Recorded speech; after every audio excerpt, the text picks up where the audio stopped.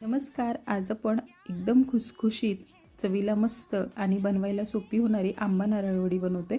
एकदम छान झालेली आहे बघा. पारंपरिक पदार्थ आहे. आंब्याचा सीझन चालू आहे, तो आवर्जून बनवा.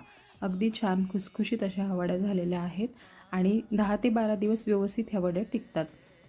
तर ही आंबा नारळ वडी आवर्जून बनवा. सगळ्यात पहिलं आपल्याला नारळ लागणार आहे.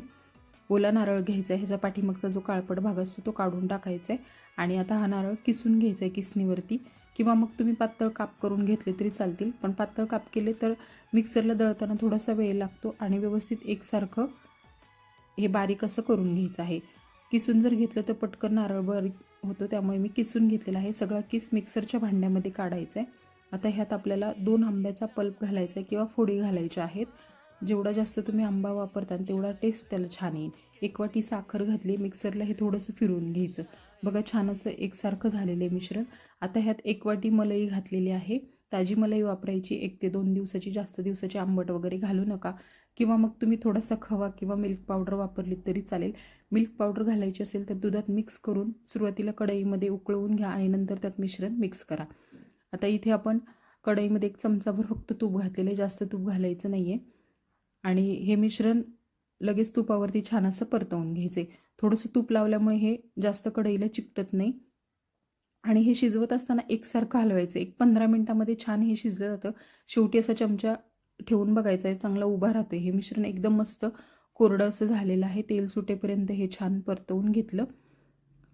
व्यवस्थित हे शिजल्यानंतर मिश्रण वडी जास्त दिवस टिकते.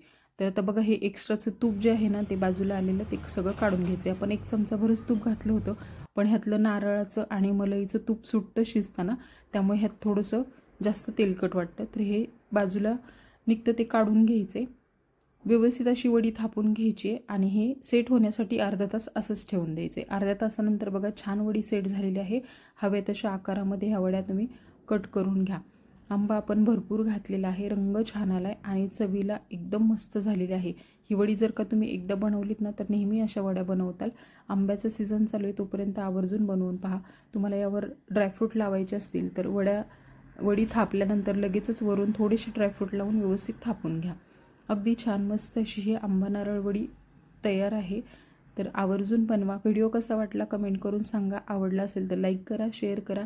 चॅनलवर नवीन असाल तर चॅनलला सबस्क्राईब करा. पुढे दिलेलं बेल आयकॉनसुद्धा प्रेस करा. मस्त अशी आंबा नारळ वडी आवर्जून बनवा. धन्यवाद.